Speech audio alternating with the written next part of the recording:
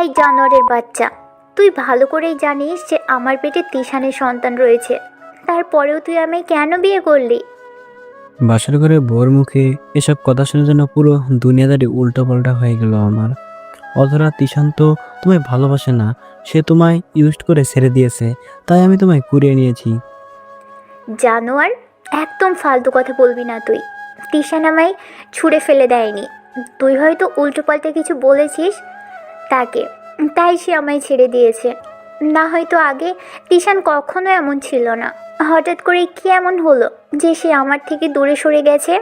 অধরা, তুমি আমায় এমন কথা বলতে পারলি? হ্যাঁ পারলাম, কারণ তুই তিশানের বেস্ট ফ্রেন্ড। তুই তিশানকে কিছু বলেছিস আমার নামে উল্টোপাল্টা। আর তোর বহু আগ থেকেই আমার শরীরের উপরে নজর ছিল, তাই তুই আমাকে পাওয়ার জন্য তিশানকে দূরে সরিয়ে দিয়েছিস। অধরা, আমি তিশানকে কোনো কিছুই বলিনি। আর না আছে তোমার শরীরের উপরে উল্টোপাল্টা নজর। এই শোন, আমাকে শেখাতে আসিস না। তোর মতন মানুষকে আমার ভালো করেই চেনা আছে। না হয় তিশান চলে যাওয়ার পরপরই তুই আমায় প্রপোজাল দিতি না, আর জোর করে বিয়েও করতি না। অধরা, তোমায় প্রপোজাল দিয়েছিলাম তোমার পাশে ছায়ার মতন দাঁড়ানোর জন্য, কারণ তুমি অনেকটা ভেঙে পড়েছিলে। আর বাকি রইল জোর করে বিয়ে করার কথা, সেটা করেছি কারণ তোমার আর তোমার বাচ্চাকে যেন মানুষ কলঙ্কিত করতে না পারে, মানুষ যেন জানতে পারে এই বাচ্চার বাবার আসল পরিচয় রয়েছে। বাহ, কি দরদ আমার জন্য!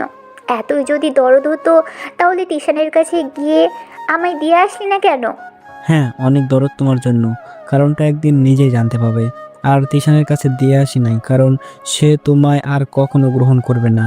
সে অনেকটা পরিবর্তন হয়ে গেছে, নানান রকমের মানুষের সাথে মেলামেশা করে, নানান রকম মেয়েদের সাথে রাত্রি কাটায়। সো তোমাকে আর দরকার কি? কোনোই দরকার নেই, তাই ছুঁড়ে ফেলে দিয়ে চলে গেছে। জানোয়ারের বাচ্চা, আমার তিশানের নামে কি বললি তুই? অবাক চোখে তাকিয়ে আছি অধরার দিকে। এই জানোয়ার, অনেক বলে ফেলেছিস আমার তিশানের নামে। এবার তো খালি একটা থাপ্পড় দিয়েছি, পরের বার সোজা জুতো খুলে গালে মারবো তোর। অধরার কথা শুনে ভেতরটা কষ্টে ফেটে যাচ্ছে, ইচ্ছে করছে খুব চেঁচিয়ে কান্না করি। অধরার মুখের দিকে এখনো তাকিয়ে আছি। কী রে, কথা কি তোর কানে ঢুকে না? নির্লজ্জের মতন এভাবে তাকিয়ে আছিস কেন? না জুতো মারিনি বলে সেটা খাওয়ার জন্য অপেক্ষা করছিস? অধরার কথা শুনে এবার কেঁদে দিলাম। আর কত সামনে রাখা যায় নিজেকে। চোখ মুছতে মুছতে বারান্দায় চলে এলাম। বারান্দায় এসে চেয়ার নিয়ে বসে আছি। চোখের পানি যেন এখনো বাধা মানছে না। কি এমন চেয়েছিলাম যে খোদার কাছে, খোদা আমায় আজ তার ফল দিল।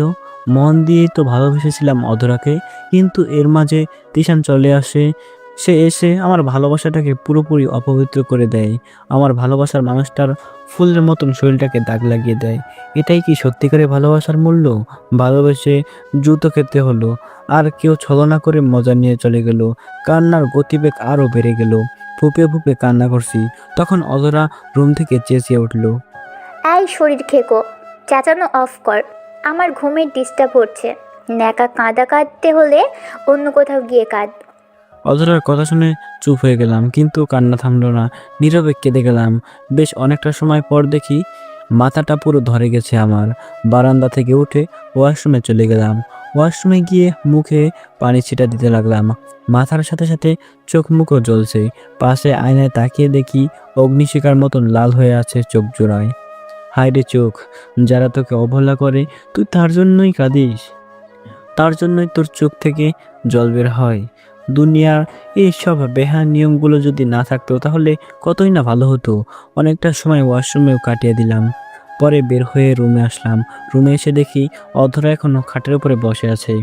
এ অধরা, এখনো ঘুমাওনি তুমি? কোনো সারা শব্দ নাই। হাতে একটা ফটো ফ্রেম দেখা যাচ্ছে অধরার।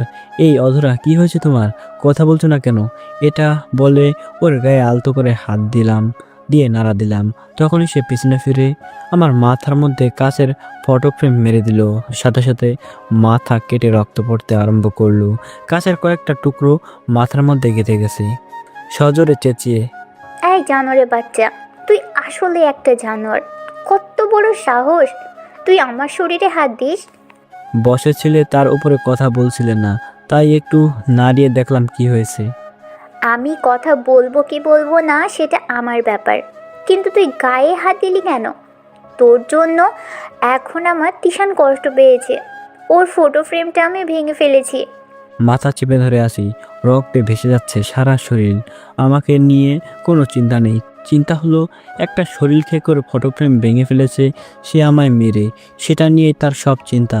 একটা মানুষ চোখের সামনে বসে কষ্ট পাচ্ছে, তার কোনো দামই নেই। যে ধোকা দিয়ে চলে গেছে তাকে ঘিরে সব অনুভূতি তার। এখন স্বার্থপর দুনিয়া। হঠাৎ মাথাটা চক্কর দিতে শুরু করলো, পুরো দুনিয়াদারি ঘুরছে আমার। অধরা, আমার মাথা খুব জোর চক্কর দিচ্ছে, প্লিজ একটু পানি খাওয়া আমায়, আমি আর টিকে থাকতে পারছি না, হয়তোবা এখনই মাথা করে পড়ে যাব আমি। তুই মরে গেলে যা, তাতে আমার কিছুই যায় আসবে না। তোর জন্য আমার ভালোবাসার মানুষটার ফটো ফ্রেম আমি ভেঙে ফেলেছি। তিশান হয়তো খুব কষ্ট পেয়েছে, সব তোর জন্য হয়েছে। ধপাস করে মাটিতে পড়ে গেলাম। এরপর আর কিছু মনে নেই। সারাটা রাত আমি ফ্লোরের উপরে পড়েছিলাম।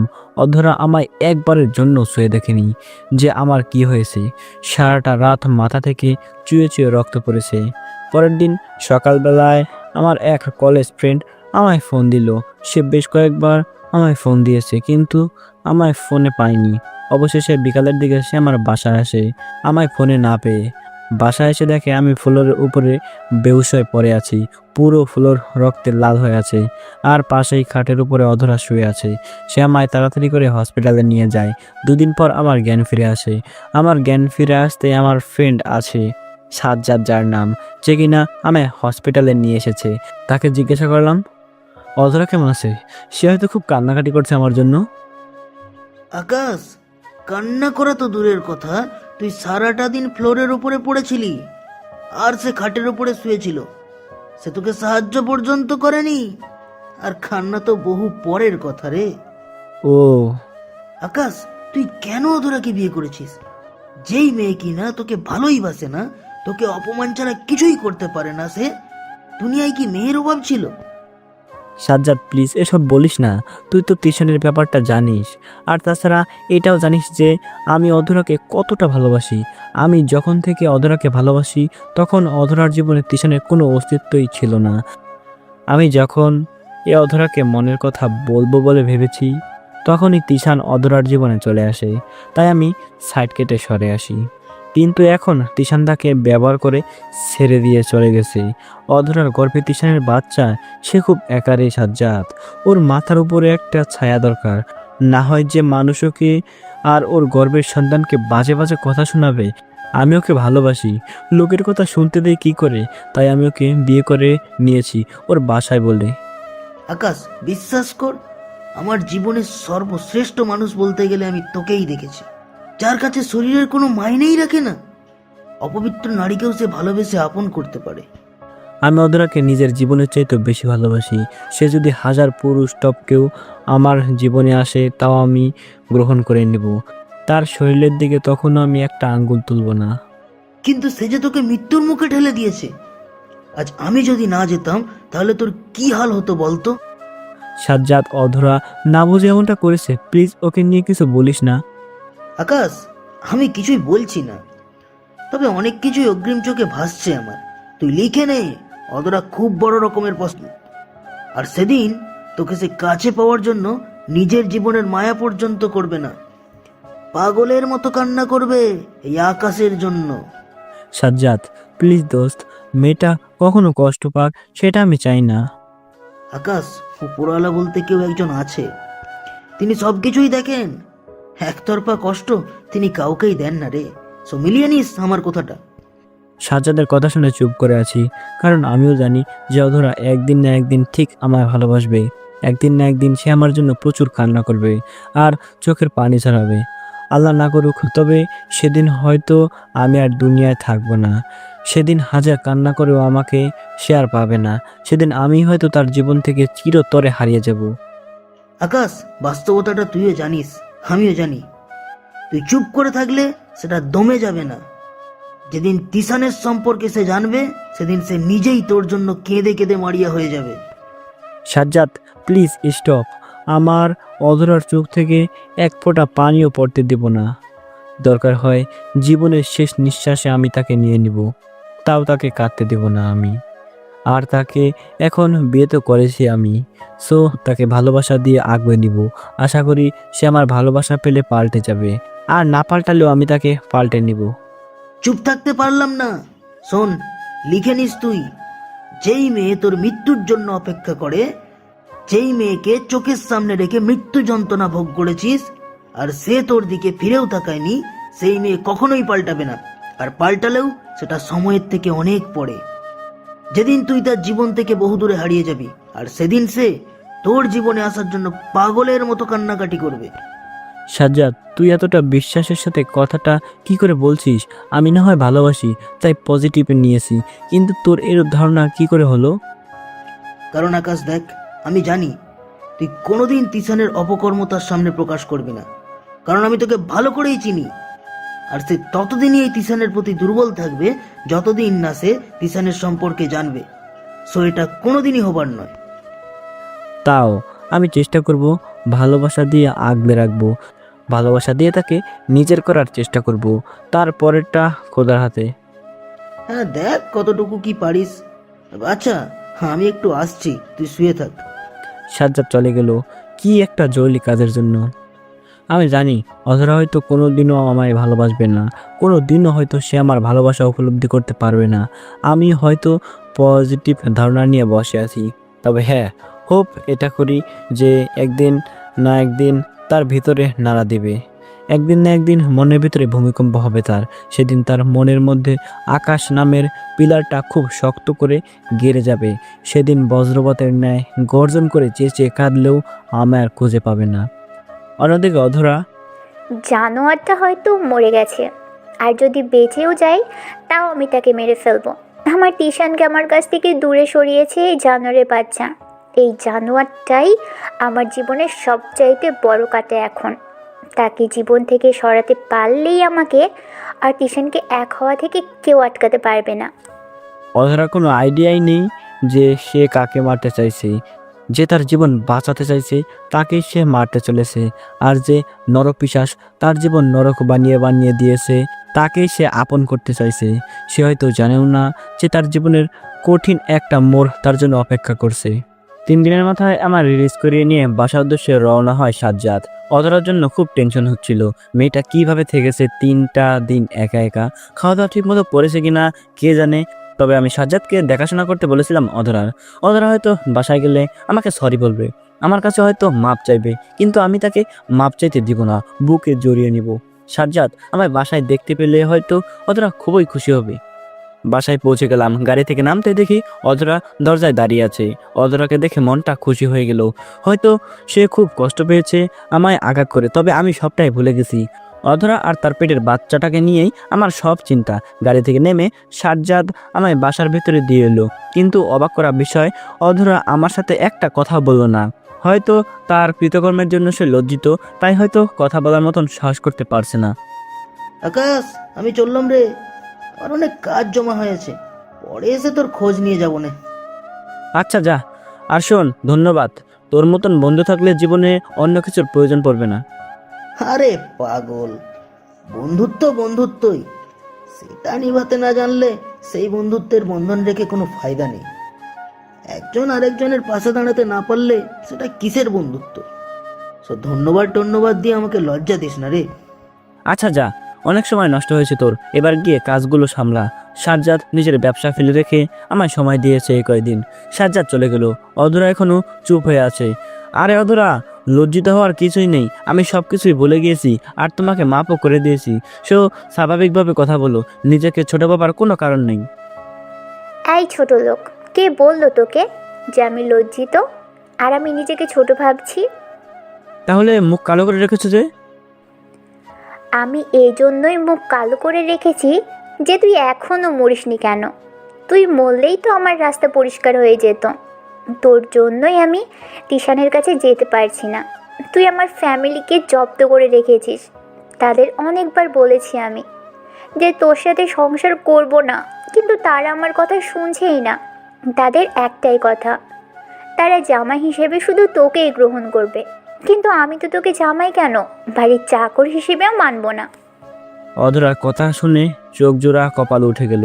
শেষমেশ অধরা আমার মৃত্যু কামনা করছে। যাকে নিয়ে এত স্বপ্ন সে আমায় কবর পাঠিয়ে দিতে চায়। অধরা, আমার অবস্থান তোমার কাছে এতটা নিচে? তোর অবস্থানের নিম্নতা আমি বলতে পারবো না, শুধু এটুকুই বলবো যে তোর মতন বেইমানের গল্প আমি আমার জীবন ডায়েরিতে কখনোই লিখব না। অধরা, আমি যদি বলি তুমি অনিচ্ছা সত্ত্বেও আমাকে তোমার জীবন ডায়েরিতে সামিল করবে? শোন, পাগল হয়ে যাইনি আমি যে তোর মতন খারাপ মানুষকে আমার জীবন ডায়েরিতে উঠাবো। হ্যাঁ, ঠিক বলেছো। তবে যদি খোদার হুকুমে অন্য কিছু থাকে তাহলে অবশ্যই তুমি লিখবে আমাকে নিয়ে।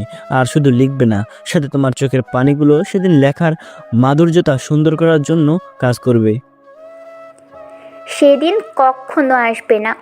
খোদার হুকুম আমার উপরে পজিটিভ এই থাকবে। তোর মুখাপেক্ষী আল্লাহ কোনো দিন করবে না আমায়। আর শোন, এখন চোখের সামনে থেকে যা। কত কিনা ভেবেছি আমি যে তুই মরে গেলে আমি তিশানের কাছে চলে যাব, কিন্তু তুই তো জীবিত ফিরে এসেছিস। তাতে আমার যন্ত্রণা আরও দ্বিগুণ হয়ে গিয়েছে। সো প্লিজ আমায় একা থাকতে দে। অধরাকে ছেড়ে অন্য রুমে চলে আসলাম। চোখের কোণে পানি চিকচিক করছে, হয়তো এখনই বাঁধ ভেঙে পানি পড়া শুরু করবে। হ্যাঁ, সেটাই হলো। কেঁদে দিলাম। হসপিটাল থেকে আসার সময় কত কিনা ভেবেছি আমি, কিন্তু এসে দেখি পুরোপুরি উল্টো। ভেবেছি সে ক্ষমা চাইবে, কিন্তু সে তো দেখি আমার মৃত্যু কামনা করছে। আমার নসিবে এতটা কষ্ট কেন লিখে রেখেছো আল্লাহ? আমি কি এমন পাপ করেছি?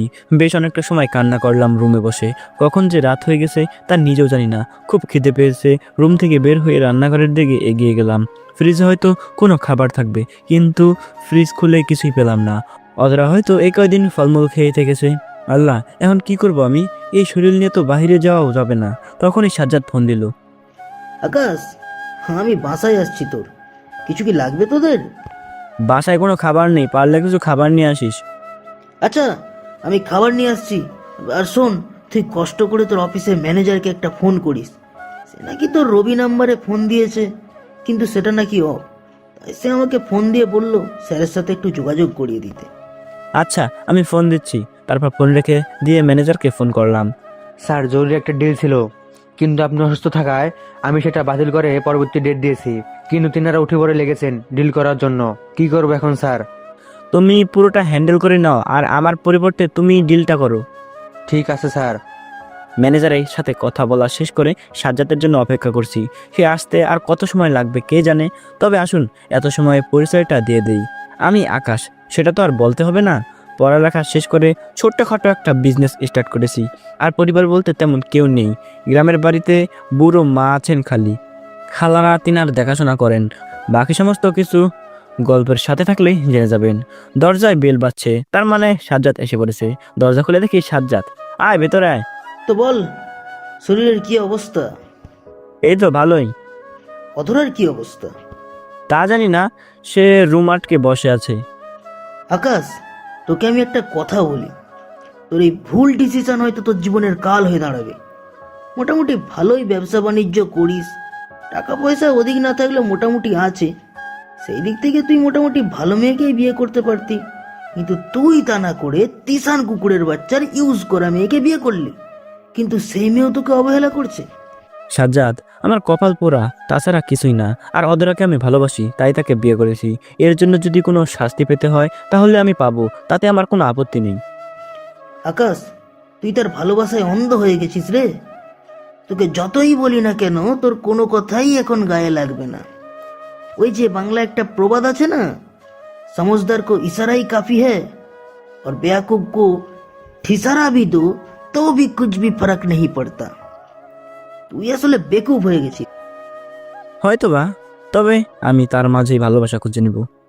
আচ্ছা তো বাদ দে এখন, এই নে ধর, খাবার আনছি, খাবারগুলো প্লেটে বেড়ে খেয়ে নে। সাজ্জাদের আনা খাবারগুলো প্লেটে বেড়ে খেয়ে নিলাম। খেয়ে দিয়ে পরে খাবারের কিছুটা অংশ টেবিলের উপরে রেখে দিয়েছি অধরার জন্য। তারপরে সাজ্জাদের সাথে অনেকটা সময় আড্ডা দিলাম। পরে সে চলে গেল। আমিও রুমে যেতে ধরলাম। তখনই মনে পড়লো অধরার কথা। সে কিছু খায়নি। এদিকে খাবারও ঠান্ডা হয়ে যাচ্ছে। না, গিয়ে মেয়েটাকে ডাক দিয়ে খাওয়ার জন্য। অধরার রুমের সামনে গিয়ে অধরা দরজা খুলো। কেন, কি দরকার? তোমার জন্য খাবার এনেছি, খেয়ে নাও খাবারগুলো। আমি খাবো না, তোর খাবার তুই খা। প্লিজ অধরা, দরজা খুলো। তোমার এখন টাইমলি খাওয়া উচিত। কোনো ধরনের অবহেলা করলে আমাদের বাচ্চার প্রবলেম হবে। তখনই অধরা দরজা খুলে বেরিয়ে এলো। এই, তুই কি বললি? আমাদের বাচ্চা মানে? তোমার আর আমার আর কি? জানোয়ার, একদম মুখ সামলে কথা বলবি। তোর মতো ছোট লোকের বাচ্চা আমি পেটে কোনো দিন গ্রহণ করব না। এই বাচ্চা শুধু আমার আর তিশানের। সো কখনো নিজের বাচ্চা দাবি করতে আসবি না। আচ্ছা, করব না, কিন্তু এবার গিয়ে খেয়ে নাও। আচ্ছা, খেয়ে নিচ্ছি, কিন্তু তুই আমার পাশে একটু বসে থাকিস। খাওয়া শেষ করে তোর সাথে কিছু কথা আছে। আচ্ছা। অধরার পাশে বসে আছি, সে খাবার খাচ্ছে। একদম বাচ্চা মেয়ের মতন ছড়িয়ে ছিটিয়ে খাবার খাচ্ছে। খাওয়া থেকে বেশি বরবাদ করছে। ইচ্ছে করছে ওকে নিজ হাতে খাইয়ে দেই, কিন্তু সে অধিকার তো আমায় অধরা দেয়নি। একটু পর অধরা খাওয়া শেষ হলো। চল আমার সাথে, রুমে চল। আচ্ছা। অধরার পিছনে পিছনে রুমে গেলাম। সে আমায় রুমে নিয়ে গিয়ে ধাক্কা দিয়ে খাটের উপরে ফেলে দিল। তারপর সে আমার উপরে ঝাঁপিয়ে পড়ে ধস্তাধস্তি আরম্ভ করলো। অধরা, কি করছো কি? তুই তো আমার শরীরের জন্যই বিয়ে করেছিস, তাই শরীর সঁপে দিচ্ছি তোকে। তারপরেও প্লিজ তুই আমায় তিশানের কাছে দিয়ে আয়। আর যাই হোক, তো যা ইচ্ছে তাই কর আমার শরীরের সাথে, আমি কিছুই বলবো না, কিন্তু প্লিজ আমার তিশানকে চাই। অধরার কাণ্ড দেখে যেন পুরো পায়ের নিচ থেকে মাটি সরে গেল, এরকম অবস্থা। কী রে, নে আমার শরীর নিজের আয়ত্তে নে। কি করব মাথায় কাজ করছে না, কিন্তু অধরা ফুলের মতন শরীরটাকে আমি স্পর্শ করব না, তাই তাকে সরিয়ে দিয়ে বিছানা থেকে উঠে গেলাম। কী রে, উঠে গেলি যে? শরীর চায় না তোর? অধরা, একটা কথা মাথায় রেখো, আমি শরীর খেকো না। যদি শরীরের প্রতি এতটাই লোভ থাকতো তাহলে পতিতালয়ে দৌড় দিতাম, কারণ এই শহরে পতিতালয়ের অভাব নেই। 300 টাকা খরচ করে পতিতালয়ে গেলেই আমার শারীরিক চাহিদা পূরণ হয়ে যাবে, কিন্তু আমি তা করিনি। আমি তোমায় সহিপন্থায় বিয়ে করেছি, তোমায় স্ত্রীর মর্যাদা দিতে চাই, তাই তোমায় বিয়ে করেছি। আমি তোমায় সহিপন্থায় বিয়ে করেছি, তোমায় স্ত্রীর মর্যাদা দিতে চাই, তাই তোমায় বিয়ে করেছি। আর তোমার গর্ভের যে বাচ্চাটা আছে না, সে যেন জারজ নামে আখ্যায়িত না হয়, তাই তোমায় বিয়ে করেছি। এই থাম থাম, অনেক বড় বড় লেকচার দিয়েছিস, আর শোনার ইচ্ছে নেই। সোজা রুম থেকে বের হ। রুম থেকে তো বেরিয়ে যাব, শুধু তোমার ভুল ধারণাটা দূর করার জন্য এতগুলো কথা বললাম। এই যা তো, বেশি পকপক না করে। অধরা অধরা রুম থেকে বের হয়ে অন্য রুমে এসে শুয়ে আছি। শুয়ে শুয়ে একটু আগের কথাগুলো ভাবছি। অধরা আমায় কি বিশ্রী অপবাদ দিল, নিজের কাছেই নিজেকে ছোট লাগছে। তাও মাফ করে দিলাম অধরাকে। মেয়েটা হয়তো না বুঝে এমনটা করেছে আমার সাথে, এসব নিয়ে ভাবছিলাম। তখনই হঠাৎ ফোনের মধ্যে একটা মেল আসে। আমি ফোনটা হাতে নিয়ে মেলটা চেক করলাম। মোবাইলটা ওপেন করতে দেখি অর্ধনগ্ন দুটা মানুষের ছবি। মানুষ দুটোকে দেখে আমার চোখ জোড়া কপালে উঠে গেছে। মানুষ দুটো আর কেউ না, একজন হচ্ছে তিশান, আরেকজন হচ্ছে সাইমা, যে আমাদের সাথে একই ক্লাসে পড়তো। সাথে সাথে নাম্বারে একটা মেসেজ আসলো। দোস্ত দেখ, সাইমার সাথে গিয়েছিলাম। আমি কোনো কথা না বলে সোজা তিশানকে ফোন লাগালাম। তিশান, এসব কি? আরে মজা নিলাম একটু। তোকে না বলেছিলাম যে একদিন না একদিন আমি সাইমার সাথে রুম ডেট করেই ছাড়বো। দেখলি আমার কামাল। তিশান, এটাকে কামাল বলে না, এটাকে বলে হারামি পানা। আর তুই এসব করে মজা পাস? আরে দোস্ত, দুনিয়াটাই এমন। সম্পর্কে লিপ্ত হও তো তুমি পুরুষ, আর না হয়তো তোমার দিকে আঙ্গুল উঠাবে। তাই বলে একের পর এক মেয়ের সাথে এইভাবে অশ্লীলতা করবি? অশ্লীলতার কি আছে? আরে সে যদি রাজি থাকে তাহলে আমি মজা নিতে কেন পারবো না? তিশান, আসলে তুই মানুষ থেকে পশু হয়ে গেছিস। অধরার জীবনটাও তুই এভাবে নষ্ট করে দিয়েছিস। সে এখন তোর বাচ্চা পেটে নিয়ে বেড়াচ্ছে। ভাই শোন, আমি এসব করে মজা পাই, এতে তুই আমায় যা ভাবার ভাবতে পারিস। আর বাকি রইল অধরার জীবন নষ্ট করেছিস সেটা। শালিটার খুব দেমাক হয়েছিল, তাই তার সাথে রুম ডেট করে দেমাক বের করে দিয়েছি। অনেকবার বলেছি রিলেশন করতে, কিন্তু সে রাজিই হয়নি। পরে এমন ট্রিপস খাটাইলাম, রাজি তো হয়েছেই, সাথে রুম ডেটও করেছে। তিশান, তুই বন্ধু নামের কলঙ্ক। তুই ভালো করে জানতি যে আমি অধরাকে খুব বেশি ভালোবাসি, তাও তুই ওর সাথে এরূপটা কেন করলি? দুনিয়ায় কি আর মেয়ে চোখে পড়েনি তোর? দেখ, তুই ভালোবাসতিস সেটা তোর ব্যাপার, বাট আমি ওর সাথে ওসব করে মজা পেয়েছি। সো এসব নিয়ে কথা বলে কোনো ফায়দা নাই, যা হওয়ার হয়ে গেছে। বাচ্চা, সে এখন আমার স্ত্রী, ওর দিকে ভুলেও আর তাকাবি না। কসম খোদার, ওর দিকে যদি কোনো জোরে তাকিয়েছিস তাহলে তুই তিশানের সেদিন শেষ দিন মনে করবি। আরে আমি এক জিনিস বেশি দিন ইউজ করি না, সো টেনশন নিস না। আর যাক, তুই মেয়েটাকে বিয়ে করে ভালোই করেছিস, না হয়তো আমার একটু প্রেশার দিতে হতো। খুব বড় খেলোয়াড় হয়ে গেছিস তাই না? মনে রাখিস, যেদিন পাপের বোঝা ভারী হবে সেদিন নিজেই হায় হতাশ করবি। আর কোনোদিন তোর এই মুখ আমাকে দেখাস না, না হয়তো তোর মুখের হুলিয়া আমি পরিবর্তন করে ফেলবো। তারপর রেগে মেগে ফোন কেটে দিলাম, কিষানকে আর কিছুই বলতে না দিয়ে। অধরার নামে বাজে বাজে কথা শুনে খুব রাগ হচ্ছিল, কিন্তু তাও নিজেকে সামলে নিলাম। আমি যদি এই ছবিগুলো অধরাকে নিয়ে গিয়ে দেখাই আর কল রেকর্ড গিয়ে অধরাকে শোনাই, তাহলে সে হয়তো চিরতরে তিশানকে ভুলে যাবে। আমি তিশানের সাথে কথা বলার সময় কল রেকর্ড চালু করে রেখেছিলাম, সবটাই রেকর্ড করেছি আমি, কিন্তু আমি কোনো কিছু অধরাকে দেখাবো না। আমি আগেই নিজের সবটা দিয়ে চেষ্টা করব তার মন পরিবর্তন করার, পরে যদি না হয় তাহলে অন্য কিছু ট্রাই করব। আর রেকর্ড করেছি, ভালোই হয়েছে এদিকে, কারণ কখন এসবের প্রয়োজন পড়ে যায় কে জানে। তারপর ঘুমিয়ে পড়লাম। সকালবেলা ফ্রেশ হয়ে নিলাম, তারপর ধীরে ধীরে হেঁটে বাসা থেকে বের হয়ে সামনের দোকানটায় চলে গেলাম। দোকান থেকে সামান্য কিছু নাস্তা নিয়ে বাসায় ফিরে এলাম। অধরাও দেখি ঘুম থেকে উঠে গিয়েছে। অধরা, ঘুম কেমন হলো তোমার? তোর না জানলেও চলবে। অধরা, এমন করো কেন? বেশি কিছু তো আর করিনি, সামান্য একটা কথাই না জিজ্ঞাসা করেছি। আকাশ প্লিজ, তোর সাথে আমার কোনো কথা বলার ইচ্ছা নাই। তুই তোর মতন থাক, আমাকে আমার মতন থাকতে দে। আর কিছুই বললাম না, সে ওয়াশরুমে চলে গেল। আমি নাস্তাগুলো প্লেটে সাজাতে শুরু করলাম। তখনই হুট করে ওয়াশরুম থেকে অধরার চিৎকারের আওয়াজ কানে আসলো। দৌড়ে ওয়াশরুমে চলে গেলাম। ওয়াশরুমে গিয়ে দেখি অধরা ফ্লোরের উপরে বেহুশ হয়ে পড়েছে। অধরার অবস্থা দেখে কলিজায় মোচড় দিয়ে উঠলো। সাথে সাথে অধরাকে কোলে তুলে নিলাম। কোলে তুলে নিয়ে এনে বিছানায় শুয়ে দিলাম। মনের ভিতরে যেন খুব জোর তুফান বইছে।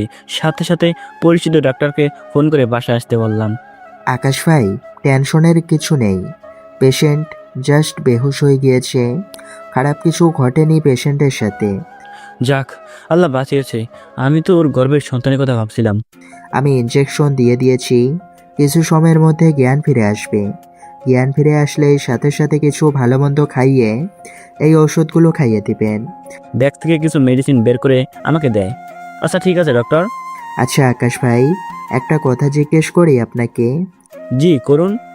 পেশেন্ট আপনার কি হয়? আমার ওয়াইফ। হ, এবার আমি চলি, ভালো মতো দেখাশোনা করবেন রোগীর। জি। ডক্টর চলে গেলেন। আমি অধরার পাশে বসে আছি। বসে বসে ওর মাথায় হাত বুলিয়ে দিচ্ছি। খুব কান্না পাচ্ছে অধরার এই অবস্থা দেখে। আমি এমন এক হতভাগা স্বামী যে কিনা স্ত্রী প্রেগনেন্ট থাকা সত্ত্বেও তার কেয়ার করতে পারি না। অধরা, তুমি কবে আমায় সেই অধিকারটুকু দিবে? কবে আমায় পরিপূর্ণ স্বামী হিসেবে গ্রহণ করে নিবে? আমার যে আর তর্স হচ্ছে না। মনে মনে এসব নিয়ে চিন্তা করছিলাম, তখনই অধরা নড়ে উঠলো। অধরা, কেমন লাগছে এখন তোমার? আমার যেমন লাগার লাগবে, কিন্তু তুই আগে এটা বল যে তুই আমার এত কাছে কি করছিস? আমার সাথে খারাপ কিছু করেছিস তাই না? না অধরা, তুমি বেহুশ হয়ে যাওয়ায় খাটে নিয়ে এসেছি, আর ডক্টর বলে গেছে তোমার কাছে থাকতে। এই জানোয়ার, মিথ্যা কম বল। তোর হাত কেন আমার শরীরে? তুই কি আমাকে পাগল পেয়েছিস? হ্যাঁ, আমি কি কিছুই বুঝি না? অধরা, উপরওয়ালার শপথ করে বলছি, আমি তোমার ফুলের মতন শরীরটাকে খারাপ নজরে একটা টোকাও দেয়নি। হয়েছে, থাম। নিজেকে আর নির্দোষ প্রমাণ করতে হবে না। আমি জানি তোর চরিত্র সম্পর্কে। সো প্লিজ বক বক না করে চোখের সামনে থেকে বের হ। আচ্ছা, আমি সরে যাচ্ছি, কিন্তু ডক্টর বলে গেছে তোমার জ্ঞান ফিরলে ভালো মন্দ কিছু খাইয়ে এই ওষুধগুলো খাইয়ে দিতে। আমি কিছু খাবো না, তুই আমার চোখের সামনে থেকে যা। অধরা, তোমার বাচ্চার জন্য হলো প্লিজ কিছু খেয়ে নাও। এই জানোয়ার, আমায় একদম ফোর্স করতে আসবি না। যা, গিয়ে নিজের কাজ কর। আমার বাচ্চা নিয়ে তোর এত চিন্তা করতে হবে না। আমার বাচ্চা আমিই সামলে নিব। না, মেয়েটাকে দেখি নরম করে কথা বললেই ঘাড়ে চেপে বসে। এবার রাগ উঠে গেল। আমাকে কথা শোনাতে না হয় কমতি রাখিস না, কিন্তু বাচ্চার বিষয় নিয়ে তো আমি অবহেলা হতে দিব না। কি সমস্যা তোর? তোকে না যেতে বললাম। এই তুই চুপ, একটা কথা বলবি না। এখন যদি আর একটা কথা বলিস তো থাপড়ে গাল লাল করে দেবো। অনেক হয়েছে তোর বড় বড় কথা। শান্ত হয়ে থাকি বলে ভাবিস না যে আমি দুর্বল। তো এখন চুপচাপ খাবার খাবি। না, আমি খাবো না। মেজাজ খারাপ করিস না অধরা, আমি যেটা বলেছি সেটাই। দেখবো তুই কেমনে খাবার না খাস, জোর করে তোকে খাওয়াবো। খাবি না আবার? খাবার তুই খাবি তো তোর ঘাড়েও খাবে। এটা বলে উঠে গিয়ে খাবার নিয়ে আসলাম, তারপর জোর করে অদ্রাকে খাইয়ে দিলাম। মেয়েটা অনেক জেদ করেছিল খাবে না বলে, ওকে ভয় দেখিয়ে খাবার খাইয়েছি যে সে যদি খাবার না খায় ওর সাথে উল্টোপাল্টা করে বসবো আমি। এই কথা শুনে লক্ষ্মী মেয়ের মতন খাবার খেয়ে নেয়। অদ্রাকে খাবার খাইয়ে দিয়ে ওষুধগুলো খাইয়ে দিলাম। এই যে আমি আম্মুর কাছে চলে যাব। তুই অনেক খারাপ একটা লোক, আমার সাথে জোর করিস সব সময়। আম্মুর কাছে কেন? এখানে কি ভালো লাগছে না? না, তোর সাথে আর এক মুহূর্তও থাকতে ইচ্ছে করছে না। আমি বাড়ি যাব। না, এখন বাড়ি যাওয়া চলবে না। তাহলে আমি বাচ্চার ক্ষতি করে দিব, বলে দিলাম। একদম মাথার উপরে তুলে আছড়ে মেরে ফেলবো। তোর সাহস তো কম না, বাচ্চার ক্ষতির কথা ভাবিস? তাহলে আমায় বাড়িতে যেতে দে। আচ্ছা যা, বিকালে তোকে আমি বাড়িতে দিয়ে আসবো। বিকালবেলায় অধরাকে বাড়িতে পৌঁছে দিয়ে আমি চলে আসলাম। অধরার আম্মু আমায় অনেক জোর করেছে থাকার জন্য, কিন্তু আমি থাকিনি। কাজের বাহানা দিয়ে চলে এসেছি। বাসায় এসে খেয়ে দিয়ে রুমে শুয়ে আছি। কোনো কিছুই ভালো লাগছে না। ঘরটা কেমন যেন ফাঁকা ফাঁকা লাগছে। এতদিন অধরা ছিল, আজ পুরো বাড়িতে আমি একা। সত্যি ভালো লাগছে না মেয়েটাকে ছাড়া। যদিও মেয়েটার সাথে আমার সম্পর্ক ভালো না, তাও কেমন যেন খারাপ লাগছে। এভাবে দুদিন একা একাই বাড়িতে কাটালাম। 3 দিনের মাথায় হঠাৎ অধরার বাবা আমাকে ফোন দেয়। জি আসসালামু আলাইকুম, কেমন আছেন? এই তো বাবা ভালো। তোমার আসলে জরুরি কাজে ফোন দিয়েছি। বাবা প্লিজ তুমি এসে তোমার বউকে বাড়িতে নিয়ে যাও। সে উল্টাপাল্টা কথা বলছে, তোমার সাথে থাকবে না, তোমার থেকে ডিভোর্স নিয়ে নেবে। এইসব শুনে মাথা অনেকটা গরম হয়ে আছে। কখন যে ইচ্ছে তরফে মাইল লাগিয়ে দেই আল্লাহ জানে। তখন ওর বাচ্চার ক্ষতি হবে। যদিও আমরা চাই না যে ওর এই বাচ্চা পৃথিবীতে আসুক, কিন্তু তুমি যেখানে মেনে নিয়েছো সেখানে আমরা আর কোনো কথা বলবো না। প্লিজ ওকে এসে নিয়ে যাও। আসলে আমার শরীরটা অনেক খারাপ, অফিসে যেতেও পারিনি, তাই অফিসের কাজ বাসায় বসে বসে করছি। প্লিজ আপনি যদি একটু কষ্ট করে অধরাকে নিয়ে আসতেন তাহলে ভালো হতো। আচ্ছা আমি নিয়ে আসছি, তুমি কাজ করো, তোমার বউ তোমার কাছে এনেই গোচ্ছে দেবো। তারপর ফোন রেখে দিলেন।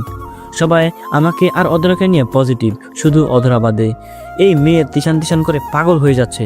দাঁড়া, আজ খালি তুই বাসায় আয়, তোর সাথে আজ সমস্ত কিছু করব আমি, তোর সাথে লিপ্ত হবো আজ আমি। তারপর দেখি তুই তিশানের কাছে কি করে যাস। দেখ পুরো মাথাটাই আউলে দিয়েছে। আবার কাজে মন দেওয়ার চেষ্টা করলাম, কাজ করছি। একটু পর হঠাৎ দরজায় বেল বেজে উঠলো। অধরার বাবা তাকে নিয়ে এসেছে। উঠে গিয়ে দরজা খুলে দিলাম। দরজা খুলে দেখি আমার ক্লাসমেট মৌকে। কিরে হঠাৎ তুই এই অসময়ে আমার বাড়িতে? সে কোনো কথাই বললো না, খপ করে আমার কলার ধরে ফেললো। চল তুই ভিতরে। সে আমার কলার ধরে টানতে টানতে রুমের ভিতরে নিয়ে গেল। রুমের ভিতরে নিয়ে গিয়ে ধাক্কা দিয়ে খাটের উপরে ফেলে দিল। মৌ কি করছিস কি? কি করছি তুই নিজের চোখেই দেখতে পাবি। মৌ আমার বিছানায় ফেলে দিয়ে ঠাস ঠাস করে টান দিয়ে বুক থেকে ওড়না খুলে হাতে নিয়ে নিল। তারপর সেটা দিয়ে শক্ত করে পেঁচিয়ে আমার দুটো হাত বেঁধে ফেললো। মৌ কি করতে চাইছিস কি? মৌ কেমন যেন হিংস্র পশুর মতন আচরণ করছে।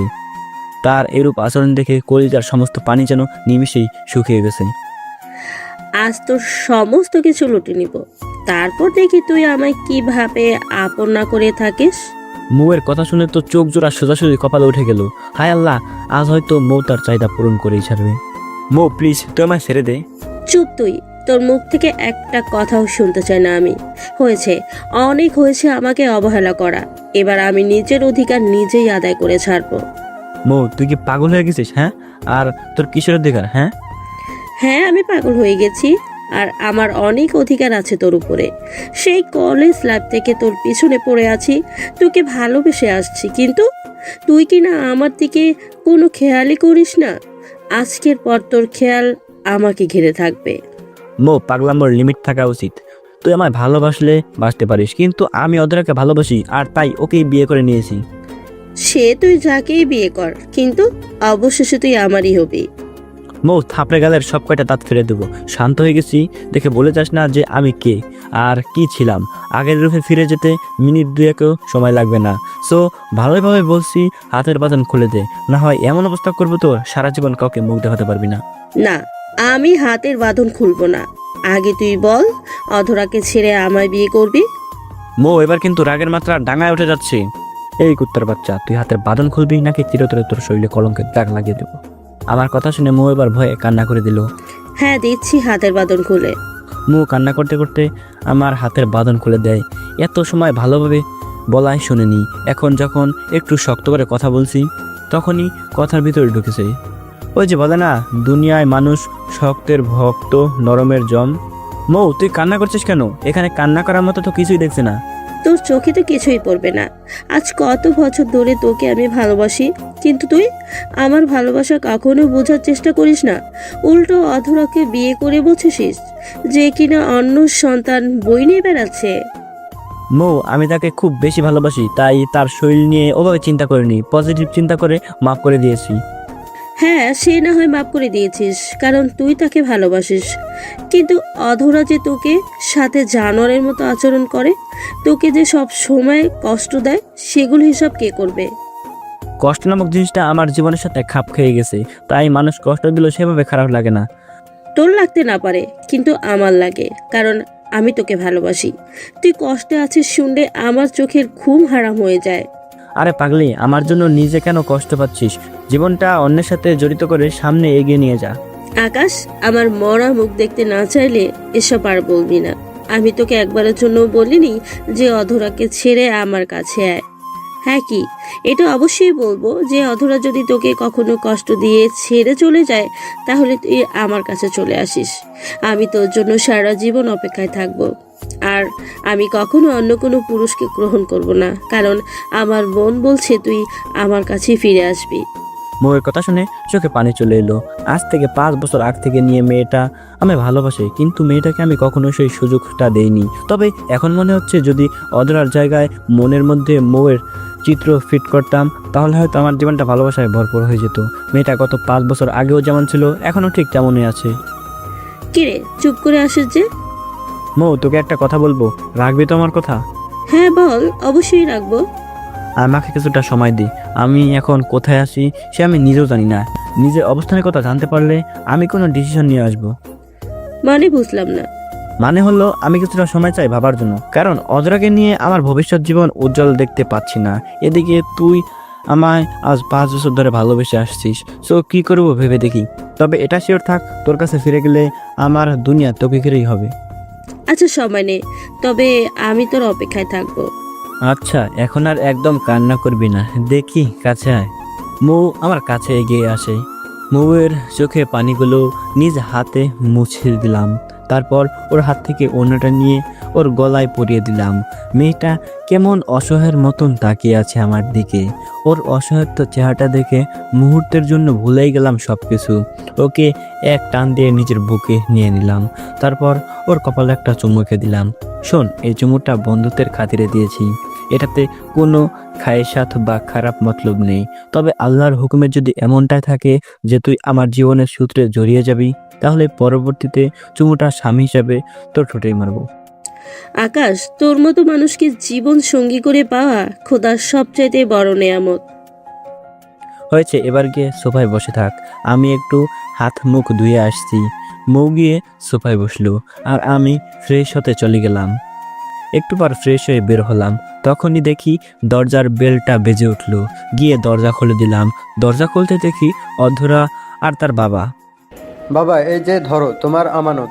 ওকে তুমি ভুলেও আর আমাদের বাড়িতে পাঠাবে না। ও যদি মরেও যায় তাহলে তোমার বাড়ির পাশে কোনো একটা জায়গায় ওকে দাফন করিয়ে দিও এসো, কিন্তু আমার বাড়িতে যেতে দিও না। যেদিন সে পুরোপুরি মানুষ হবে সেদিন তাকে বাড়িতে উঠাবো আমি। বাদ দিন না সেসব কথা, আপনি ভিতরে আসুন। না বাবা, আমি চললাম, আমার একটু জরুরি কাজ আছে। আচ্ছা। অধরার বাবা চলে গেল। যাও ভিতরে গিয়ে ফ্রেশ হয়ে নাও। অধরা ঘরের ভিতরে ঢুকতেই দেখতে পায় মৌকে, সে সোফায় বসে আছে। মৌ, তুই এই বাড়িতে কি করছিস? আকাশের সাথে দেখা করে এসেছি। আর তুই এইভাবে কথা বলছিস কেন অধরা? পুরো বাড়ি ফাঁকা, তার মধ্যে তোরা দুজন। আবার কলেজ লাইফ থেকে তুই আকাশকে ভালোবাসিস, কাহিনী তো কিছু একটা আছেই। অধরা, মুখ সামলে কথা বলিস। তোর মতো নির্লজ্জ না আমি, ওকে? আকাশকে আগেও আমি ভালোবাসতাম, এখনো বাসি, কিন্তু তার মানে এই না যে তার সাথে দেখা করতে এসে আমার খারাপ কিছু করতে হবে। ছি অধরা, তোর মন মানসিকতা এত নিচে নেমে গেছে, তুই আমাকে আর আকাশকে নিয়ে এসব চিন্তা ভাবনা করিস? কিছুই বলার নেই তোদের, কিছু বলতে গেলেই আমার ইতিহাস নিয়ে বলা শুরু করবি তোরা। সো যা খুশি কর, আমি আমার মতো থাকি। আকাশ, দেখলি অধরার মন মানসিকতা কেমন? অধরা রুমে চলে গেল। মো বাদ দে ওর কথা। আচ্ছা একটা সত্যি কথা বলতো, তুই কি আজ আমার সাথে খারাপ কিছু করার মতলব নিয়ে এসেছিলি? না, কিন্তু মুহূর্তের জন্যই আমি পাগল হয়ে গিয়েছিলাম। মাথায় কেমন যেন অদ্ভুত ধরনের একটা ভূত চেপে বসেছিল যে তোকে যদি শরীর দিয়ে দিই তাহলে হয়তো তুই আমাকে আপন করে নিবি। কিন্তু পরক্ষণেই হুঁশ ফিরে আসে আমার তোর কথায় যে আমি যা করতে চাইছিলাম তার সবটাই ভুল। কারণ শরীর দিয়ে ভালোবাসা প্রমাণ করে পতিতারা, যাদের দেহের কোনো দাম নেই তারাই শরীর দিয়ে ভালোবাসা প্রমাণ করে। সো কিছু মনে করিস না প্লিজ। মো, তোর জন্য খুব আফসোস হচ্ছে রে। খোদা কেন মনের মধ্যে অধরার বললে তোর জন্য ভালোবাসার বীজ বুনে দিল না? না হয়তো তোকে নিয়ে আজ আমি খুব সুখী হতাম।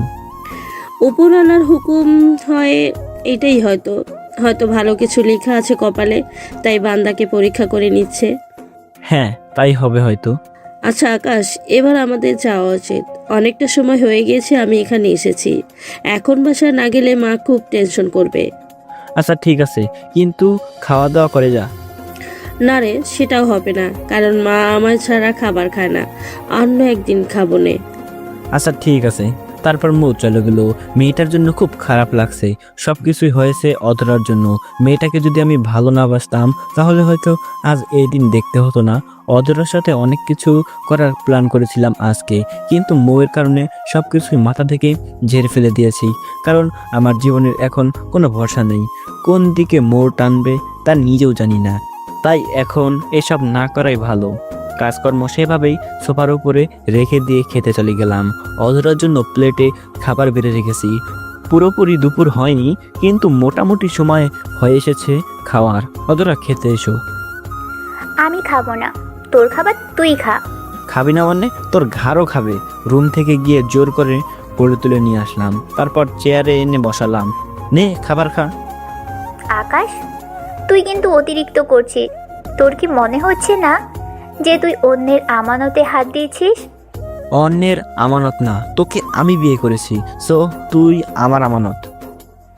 জোর করে বিয়ে করলেই সব হয়ে যায় না। আমার মন আর শরীর দুটোই তিশানের জন্য। তুই সেই দুটো জিনিসের কোনো দিনও পাবি না।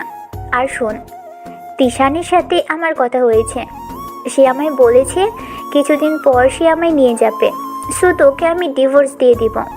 এতে আমার পরিবারের সাথে সম্পর্ক শেষ হলেও হবে, আর এমনিতেও তো সম্পর্ক ভালো নেই। অধরা, সেম ভুলটা তুই আবার করতে চলেছিস। শোন, তোকে আমি বহুকাল আগ থেকে ভালোবাসি, তাই তোর শরীরের এমন কন্ডিশন জানা সত্ত্বেও তোকে আমি বিয়ে করেছি। কই তিশান তো তোকে বিয়ে করেনি, সে তোকে ছেড়ে দিয়ে চলে গেছে। এই, একদম বাজে কথা বলবি না আমার তিশানের নামে। সে তোর কারণেই আমাকে ছেড়ে দিয়ে চলে গেছে। আর তোর ভালোবাসা নিকুচি করি আমি। তোর ভালোবাসা আমার শরীরে, সেটা আমি ভালো করেই জানি। সো একটা কাজ কর, আজ রাতটা তোকে দিয়ে দিব। তুই যেভাবে বলবি সেভাবেই সেজেগুজে থাকবো। তোর যা ইচ্ছা করিস আমার শরীরের সাথে, যেভাবে ইচ্ছে হয় ভোগ করিস আমার শরীরটাকে। তা প্লিজ আমায় মুক্তি দে। অধরার কথা শুনে মাথার রক্ত পুরা গরম হয়ে গেল। শরীরের সমস্ত শক্তি দিয়ে অধরার গালে মধ্যে চর বসিয়ে দিলাম। সে চর খেয়ে চেহারার সহকারে নিয়ে মাটির উপরে আছড়ে পড়ল। রাগ এত পরিমাণ উঠে গেছে যে অধরা মাটিতে পড়ে যাওয়ার পর তার চুলের মুঠি ধরে তাকে টানতে টানতে দাঁড় করালাম। অনেক বলে ফেলছিস কথা, এবার চুপ কর। এবার চুপ করে আমি কি বলি তাই শুনবি। শোন, তোর শরীরের প্রতি আমার কোন লোভ নেই, সেটা আগেও বলেছি, এখনো বলছি। আজকের পর যদি এইরূপ চিন্তাভাবনা তোর মাথায় আসে তাহলে সোজা অবস্থা খারাপ করে দেব তোর। হ্যাঁ, খালি এটাই তো পারবি, যে পুরুষ হয়ে নারীর সাথে শক্তি দেখাবি। অধরার কথা শুনে রাগটা কেমন যেন দমে গেল। হ্যাঁ, ঠিকই বলেছে। ওর গায়ে কেন হাত তুলতে হলো আমার? অন্য কিছু তো করতে পারতাম। আর তাছাড়া মেয়েটার পেটে বাচ্চা, সেই দিকটাও খেয়াল নেই আমার।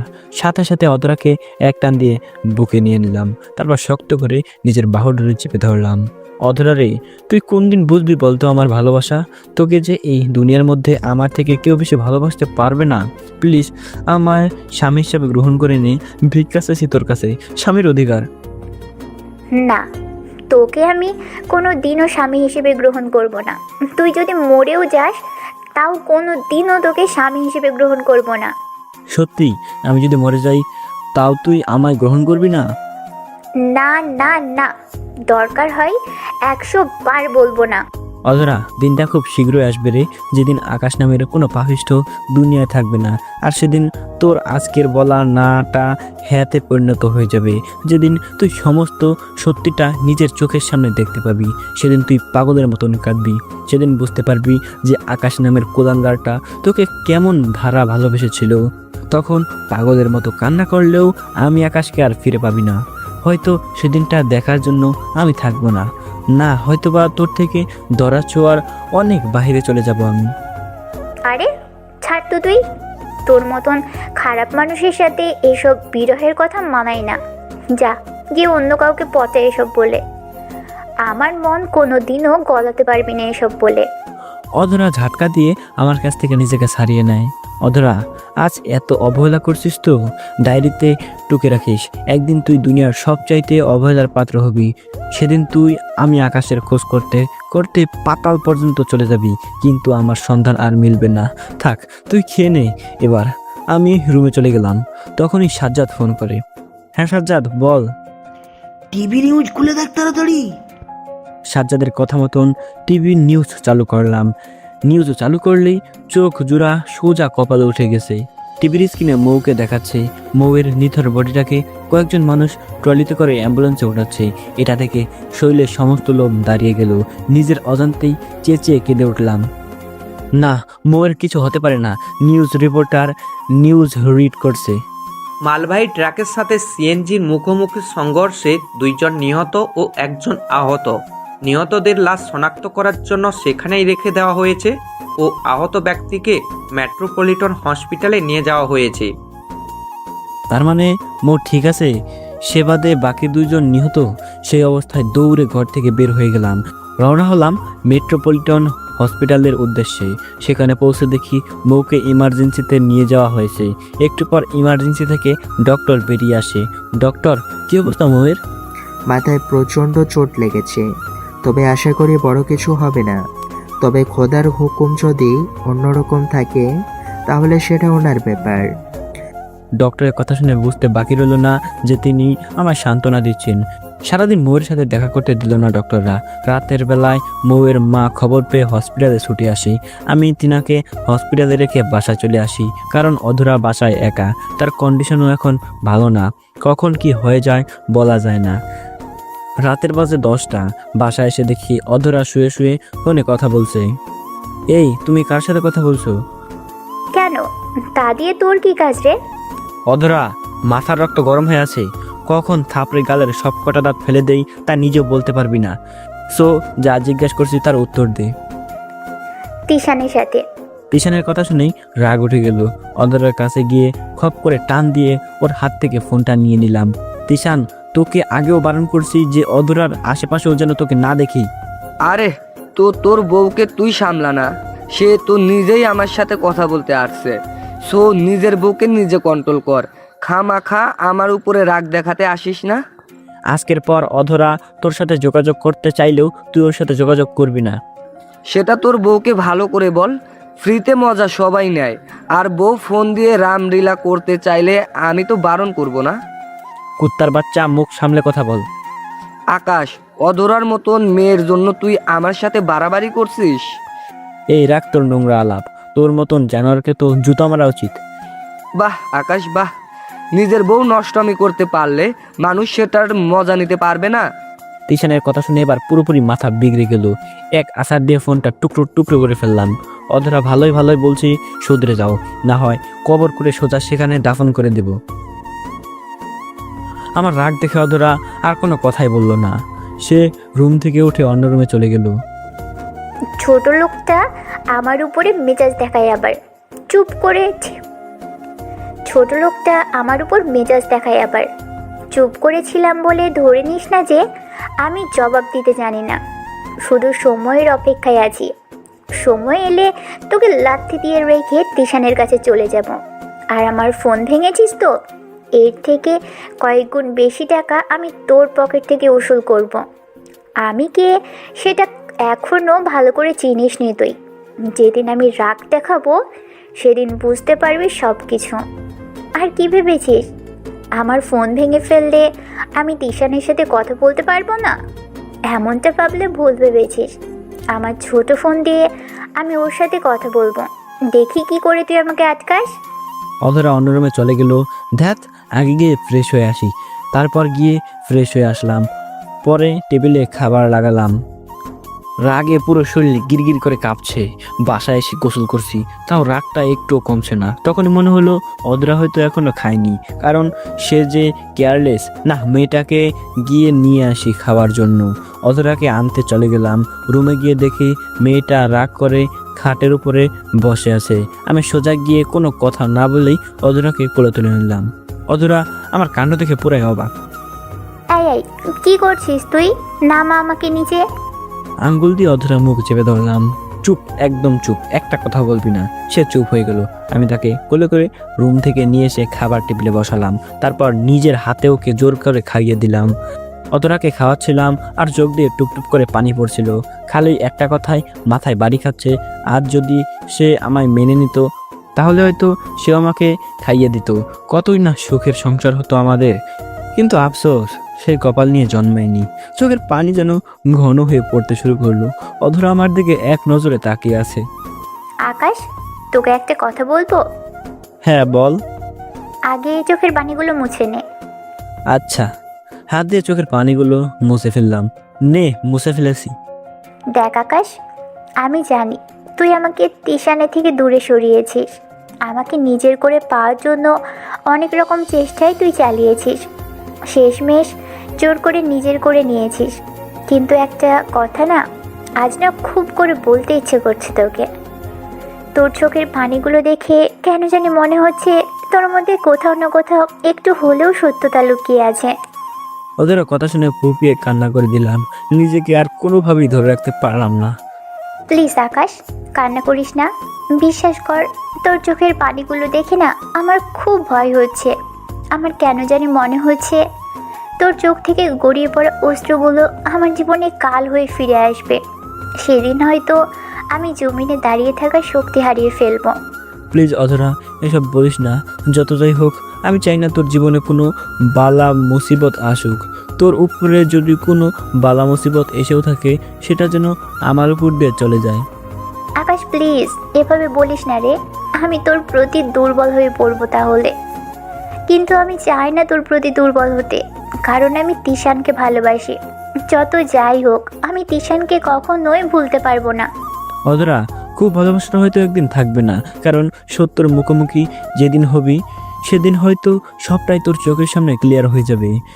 সেদিন হয়তো আমাকে আর পাবি না, কিন্তু আমি চাই তোর ভালো এবং খারাপ সময়ের সাথে হতে। সেটা তুই বন্ধু হয়েও করতে পারিস, কিন্তু তুই যদি সত্যিই আমায় ভালোবেসে থাকিস তাহলে প্লিজ আমাকে তিশানের হাতে সঁপে দে। আমি তোর ভালো বন্ধু হতে চাই না, কারণ আমার খুব কষ্ট হবে তোকে পেয়েও হারিয়ে ফেলার পর। তবে আমি ভালোবাসার প্রমাণ দিব, তোকে তিশানের কাছে পৌঁছে দিয়ে আসব। কিন্তু তার জন্য আমাকে কয়েকটা মাস সময় দিতে হবে। কয়েকটা মাস আমাকে ভালোবাসার সুযোগটা দিতে হবে। তুই ভালোবাসিস না আমায়, শুধু কয়েকটা মাস আমি আমার মতন করে তোকে ভালোবাসবো, যাতে করে সারা জীবন এই ভালোবাসার মুহূর্তগুলোকে মনে করে পার করে দিতে পারি। এটা কি ধরনের কথা আকাশ? প্লিজ না করিস না, তোর দুটো পায়ে ধরি। আমি তোকে কথা দিলাম তো যে তিশানের কাছে আমি তোকে নিজে দিয়ে আসবো। সো প্লিজ আমার এই কথাটা অন্তত রাখ। আকাশ, এইটা হয় না। তোকে সুযোগ দিলে হয়তো তোর সাথে আমার শারীরিক কিছু হয়ে যাবে। অধরা, তুই আমায় এতটা বাজে মনে করিস? যদি এতটাই বাজে হতাম তাহলে তো এত সময়ে তোর সাথে অনেকবার জবরদস্তি করতাম। কই, আমি তো তেমন কিছুই করিনি। সো কোনোদিনও করব না। আচ্ছা যা, তোকে সুযোগ দিলাম, কিন্তু কয় মাস? 6 মাস। আজ থেকে 6 মাস তুই আমাকে ভালোবাসার অধিকার দিবি। আচ্ছা যা, দিলাম, কিন্তু তারপর তুই আমাকে তিশানের কাছে পৌঁছে দিয়ে আসবি। হ্যাঁ, কথা দিলাম। 6 মাস পর তিশানের কাছে তোকে পৌঁছে দিয়ে আসবো। এবার প্লিজ খেয়ে নে। তারপর অধরাকে নিজের হাত দিয়ে সমস্তটা খাবার খাইয়ে দিলাম। খাওয়া শেষ করে ওর মুখ মুছে দিলাম। আচ্ছা, আমি তাহলে রুমে যাই, তুই খেয়ে নে। আচ্ছা, কিন্তু ঘুমিয়ে পড়িস না, তোকে একটা জিনিস দেওয়ার বাকি আছে। আচ্ছা। অধরা রুমে চলে গেল। আমি খেয়ে দিয়ে রুমে চলে গেলাম। গিয়ে পকেট থেকে ফোনটা বের করে সিমগুলো খুলে নিলাম। তারপর ফোনটা অধরার দিকে এগিয়ে দিলাম। এই নে ধর, তোর ফোন তো আমি নষ্ট করে ফেলেছি, তাই আমারটা তোকে দিয়ে দিলাম। এটা দিয়ে তুই টিউশনের সাথে সারা রাত সারা দিন কথা বলতে পারবি। আমি তোর সিমে সারা মাসের জন্য টাকা লোড করে দেব। অধরা আমার কথা শুনে হাঁ করে তাকিয়ে আছে। আকাশ, তুই নিজেই না বললি 6 মাস ভালোবাসার সুযোগ দিতে, আর তুই এই আমাকে তিশানের সাথে কথা বলার ফোন দিচ্ছিস? অধরা, ভালোবাসার জন্য সুযোগ দিয়েছিস, তার মানে এই না যে তোকে আমি জিম্মি করে রাখবো। আমি চাই তুই সবসময় হাসি মুখে থাক, তাই তোকে ফোন দিয়ে দিলাম। কারণ ফোন ছাড়া তিশানের সাথে কথা বলতে পারবি না, আর তিশানই তোর ভালো থাকার আসল কারণ। আকাশের কথা শুনে ভিতরটা নাড়া দিয়ে উঠল। মানুষটা কেমন যেন অদ্ভুত আচরণ করছে। এই তো কিছু সময় আগেই আমার ফোন ভেঙে ফেলেছে, আর এখন সে নিজেই তার ফোন আমায় দিয়ে দিচ্ছে। আচ্ছা, তুই শুয়ে শুয়ে তিশানের সাথে কথা বল, আমি আমার সিম দুটো ছোট ফোনে লাগিয়ে আসছি। রুম থেকে বের হয়ে নিজের রুমে চলে এলাম। তারপর ওয়্যারড্রপ থেকে বাটন ফোনটা বের করে সেটাতে সিম লাগিয়ে নিলাম। পরে আবার অধরার কাছে চলে গেলাম। মেয়েটা হয়তো এত সময়ে কথা বলায় মগ্ন হয়ে গিয়েছে। যাক, সে তার প্রিয় মানুষকে নিয়ে হাসি খুশি থাকুক। আমি না হয় 6 মাস নিজের মতন করে ভালোবেসে যাব, যাতে করে এই 6 মাসের স্মৃতি নিয়ে 60 বছর কাটিয়ে দিতে পারি। রুমে গিয়ে দেখি অধরা ফোনটা বালিশের পাশে রেখে শুয়ে আছে। কিরে, তুই তিশানের সাথে কথা বলছিস না যে? না রে, এখন আর কথা বলার মুড নেই। আচ্ছা, তোকে একটা কথা বললে রাগ করবি? না, করবো না, বল। তুই যদি রাতে আমার পাশে ঘুমোস তাহলে খুশি হব। কেন রে, আমি যদি উল্টাপাল্টা কিছু করে বসি? আকাশ, তোকে পড়া শেষ আমার। আমি জানি তুই আমার সাথে কিছুই করবি না, সো প্লিজ পাশে এসে ঘুমো। আচ্ছা। অধরার পাশে গিয়ে শুয়ে পড়লাম। মেয়েটা আমার দিকে হা করে তাকিয়ে আছে। কি রে, এভাবে তাকিয়ে আছিস কেন রে? তোর চেহারাটা দেখে না আমার বড্ড মায়া হচ্ছে। কলেজ লাইফে তোর চেহারা কতটা স্মার্ট ছিল, কত মেয়ে তোর জন্য পাগল ছিল, আর আজ চেহারার কি হাল তোর? মনটাই কালো হয়ে গেছে। সো চেহারাটা সুন্দর থাকবে কি করে বল? মানে বুঝলাম না। তোকে আমি এতটা ভালোবাসার পরেও আপন করতে পারলাম না। যদিও বিয়ে করেছি, কিন্তু তারপরেও তুই অন্য কারোর। সো ভালো থাকি কি করে বল? খোদার বিধানে হয়তো এমনটাই লেখা ছিল। তবে চিন্তা করিস না, আমার আর তিশানের বাচ্চাটা যখন দুনিয়ায় আসবে তখন তার নাম আমি আকাশ রাখবো। অধরার কথা শুনে বুকের ভিতরে চিনচিন করে ব্যথা শুরু হতে লাগলো। খুব কষ্ট হচ্ছে ওর আর তিশানের বাচ্চার কথাটা শোনার পর, কিন্তু তাকে বুঝতে দিলাম না। আচ্ছা, রাত হয়েছে অনেক, এবার ঘুমিয়ে পড়। তুইও ঘুমো। অধরা ঘুমিয়ে গেল, কিন্তু আমার চোখ জোড়া আমি এক করতে পারলাম না। সারাটা রাত আমি মুখ চেপে ধরে কেঁদেছি, আর অধরা আরামে ঘুমিয়েছে। খোদা আমার ভাগ্য লিখনে এতটা কষ্ট কেন যুক্ত করে দিয়েছে কে জানে। যাক, যেমনটা কপালে আছে তেমনটাই মানতে হবে। পরে শেষ রাতের দিকে নিজেই ঘুমিয়ে পড়লাম। সকালবেলা ঘুম ভাঙে ফোনের আওয়াজে। ফোনের দিকে তাকিয়ে দেখি মোর আম্মু ফোন করেছে। রাতের বেলায় আসার সময় তেনাকে নাম্বার দিয়ে এসেছিলাম যে যদি কোনো সমস্যা হয় আমাকে যেন সাথে সাথে ফোন করে। বাবা, তুমি কোথায়? আন্টি, আমি তো বাসায়। কোনো কিছু হয়েছে কি আন্টি? বাবা, তুমি তাড়াতাড়ি হসপিটালে আসো। ময়ের অবস্থা ভালো না। ডক্টররা মৌকে সময় দিয়ে দিয়েছে। ওর হাতে নাকি আর মাত্র কয়েক ঘন্টার সময় আছে। তার জ্ঞান ফিরে এসেছে। জ্ঞান ফিরে আসার পর থেকে সে বারবার তোমার খোঁজ করছিল। মৌয়ের আম্মুর মুখে এমন দ্বারা কথা শুনে পায়ের নিচ থেকে যেন মাটি সরে গেল আমার। তাড়াতাড়ি শার্ট গায়ে দিয়ে অধরাকে বলে হসপিটালে চলে গেলাম। মৌ বেডের উপরে শুয়ে আছে। আমি সোজা গিয়ে কেবিনে ঢুকে গেলাম। মৌ আমাকে দেখতে পেয়ে বেড থেকে উঠে যেতে ধরলো। আমি তাড়াতাড়ি গিয়ে তাকে থামিয়ে দিলাম। মৌ, প্লিজ শুয়ে থাক, আমি এসে গেছি, এবার আর তোর কোনো ভয় নেই। আকাশ, আমার নিজেকে নিয়ে কোনো ভয় নেই, তবে অনেকগুলো কষ্ট মনের মধ্যে জমাট বেঁধে আছে। জানিস, ডক্টর একটু আগে এসে বলে গেছে আমার হাতে নাকি বেশি একটা সময় নেই। আমি হয়তো আর কিছু সময় পরেই পরপারে চলে যাব। আকাশ, আমি তো তোকে নিয়ে বেঁচে থাকার স্বপ্ন দেখেছিলাম, তোকে নিয়ে ঘর করার হাজারো স্বপ্ন সাজিয়েছিলাম, কিন্তু খোদা হয়তো আমার সেই চাহিদা নারাজ, তাই তিনি আমাকে তোর জীবন থেকে চিরতরে সরিয়ে দিচ্ছেন। মো, প্লিজ এসব অলক্ষণে কথাবার্তা বলিস না। তোর কিচ্ছু হবে না, তোর কিচ্ছু হতে দিব না আমি। আকাশ, অলক্ষণে না রে, সত্যি কথাই বলেছি। বিশ্বাস না হলে আম্মুকে পাশে আছে, ওনাকে জিজ্ঞেস কর যে ডক্টর কি বলে গেছে। মৌ, আমি কারোর কথাই শুনতে চাই না। সবাই মিথ্যা বলেছে তোকে। তোর কিচ্ছু হবে না, আমি তোর কিছুই হতে দেব না। আকাশ প্লিজ পাগলামো করিস না, সত্যিটা যে মেনে নিতেই হবে। না, আমি কোনো সত্য মানি না। কলিজারে প্লিজ পাগলামো করিস না, তুই পাগলামো করলে যে আমার শেষ নিঃশ্বাস নিতে খুব কষ্ট হবে। মৌয়ের কথা শুনে ফুপিয়ে ফুপিয়ে কেঁদে উঠলাম। আকাশ প্লিজ কান্না করিস না, তুই না আমার ময়না পাখি, তুই না আমার বাবুই, প্লিজ কান্না থামা আর আমাকে শেষবারের মতন একটু বুকে জড়িয়ে নে। মৌকে সাথে সাথে নিজের বুকের মধ্যে নিয়ে নিলাম।